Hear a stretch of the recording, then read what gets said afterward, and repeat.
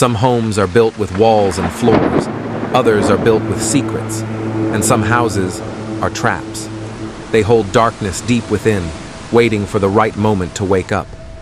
The house on Ocean Avenue in Amityville is one such place. It didn't just witness evil, it became it. It began with blood, but it didn't end there. Ronald Butch DeFeo Jr. wasn't born a killer, but the house on Ocean Avenue seemed to nurture something dark inside him. He was the eldest child in a family of 7, responsible by expectation for being a protector and a role model to his younger siblings. But in reality, his life was far from idyllic. His father, Ronald Sr., ruled the family with an iron fist. A towering man with a booming voice and a quick temper, he saw discipline as his greatest weapon. The punishments were brutal. Broken furniture, split lips, bruised ribs. Butch bore the brunt of it, his father expecting him to be a man and set an example. His siblings, Dawn, Allison, Mark, and John, looked to Butch for support, but he was drowning in his own torment. By his late teens, Butch had turned to drugs as an escape. He started small, marijuana, a pill here and there. But by his 20s, he was deep into heroin and LSD, his days blurring into a haze of needles and paranoia. Heroin dulled the pain, making him feel detached from the world, while LSD cracked open the doors of his mind, allowing the whispers to creep in. The drugs didn't just soothe him, they changed him. The heroin left him lethargic, his eyes glassy and half-lidded, while the LSD twisted reality into a kaleidoscope of horrors. Shadows moved where they shouldn't, faces distorted into grotesque shapes. At night, he heard voices whispering his name, faint at first, then louder, more commanding. "They're laughing at you, Butch. Your father, your siblings, they think you're weak." By November 1974, Butch was spiraling. His violent outbursts had become more frequent. His family walked on eggshells around him, but no one suspected the darkness that had taken root in his soul. The night of the murders. November 13th, 1974, began like any other day in the DeFeo household. Dinner was tense but uneventful.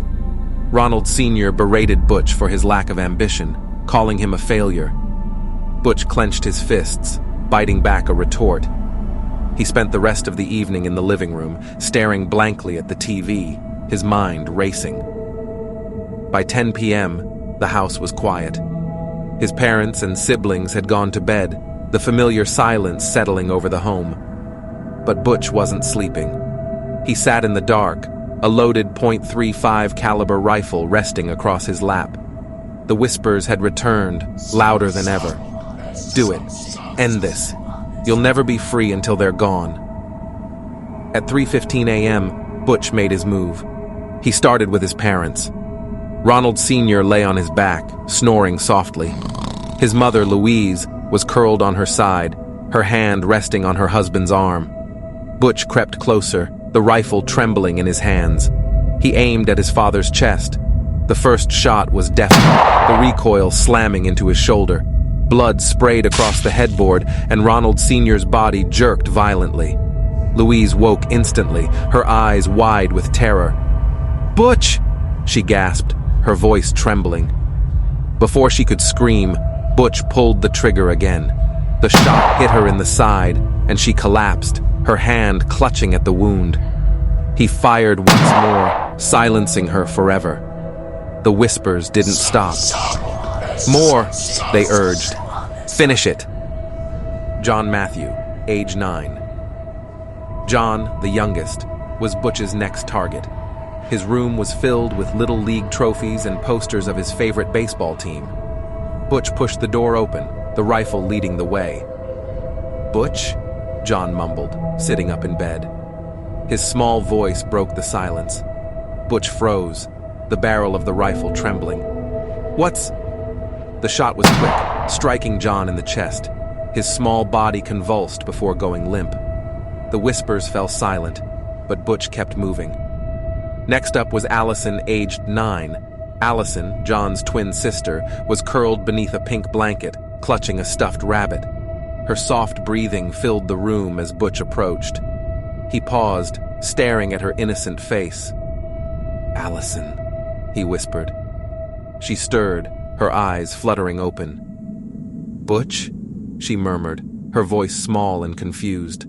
The rifle roared, a shot hitting her in the chest. The stuffed rabbit fell to the floor, its white fur stained red. Butch's hands trembled as he turned away, the whispers urging him on. Up next was Mark, aged 12. Mark's room was cluttered with comic books and action figures.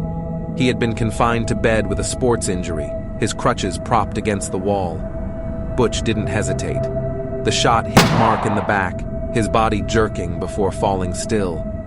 Butch's breathing was ragged now, his vision blurred with tears and sweat. Dawn, the eldest daughter, was Butch's final target. At 18, she was preparing for college, dreaming of leaving Amityville. Her dreams ended with a single shot to the head. Blood splattered the walls, soaking the pillow beneath her. Butch lowered the rifle, the room spinning around him. By 3:30 a.m., it was over. 6 lives ended in cold blood. Butch sat at the dining table, the rifle discarded beside him. The whispers faded, leaving an oppressive silence. The house itself seemed to exhale, its walls groaning softly. The aftermath. By 6:30 a.m., Butch burst into a local bar, shouting, "You gotta help me! Someone's shot my family!" His frantic tone drew a crowd, and several patrons followed him back to the house. The police arrived within minutes. The scene was chaos, blood-soaked beds, lifeless bodies, and the metallic stench of death filling the air. Butch, jittery and trembling, tried to play the part of a grieving son. He claimed a hitman was responsible, a debt gone wrong. But something in his voice was off. Detective Williams cornered him in the dining room.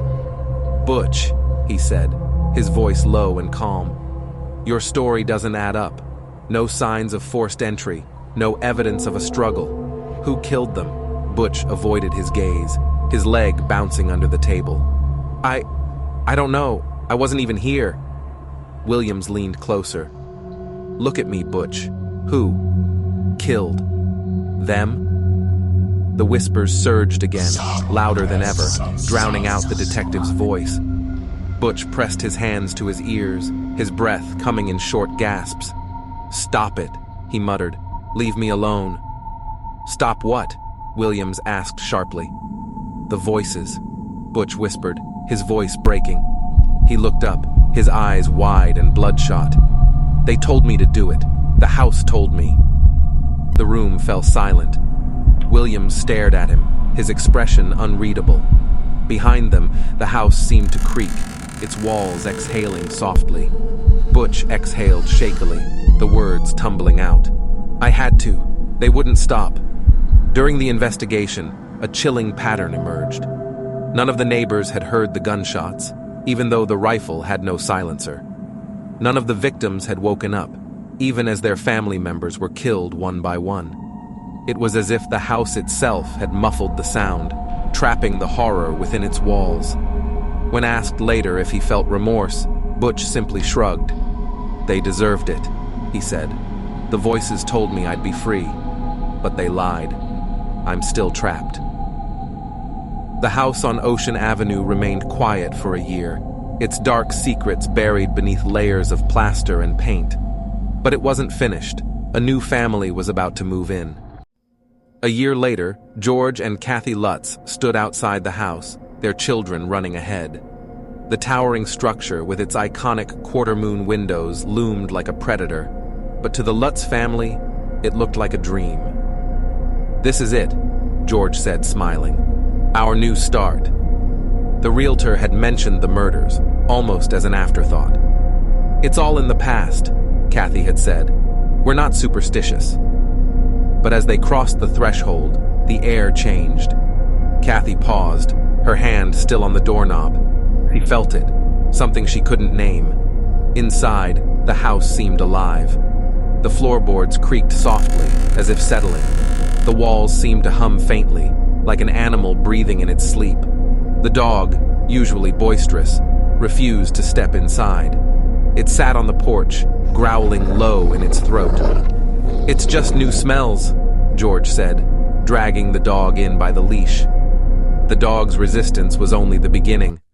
By the third night, the house began to show its true self. Certain rooms were always freezing, no matter how high they turned up the heat. Not the kind of cold that a blanket could fix. This was bone deep, unnatural. Kathy swore she saw her breath fogging in the air as she walked through the hallway. George dismissed it as poor insulation. But then came the smell. A sour, rotting stench seeped through the house, appearing in random places and disappearing just as quickly. It clung to their clothes, their hair, their skin. George began spending hours chopping wood for the fireplace, feeding it as if trying to fight off the cold. But the fire never seemed to reach him. "What's wrong with you?" Kathy asked one night, watching him stare into the flames. His eyes were bloodshot, his face pale. George didn't answer. Instead, he muttered, "We shouldn't have come here." Kathy's youngest daughter was the first to notice something was wrong. She began talking to an imaginary friend named Jody. At first, Kathy thought it was harmless. But one night, she walked past her daughter's room and saw her sitting on the bed, talking to the darkened corner.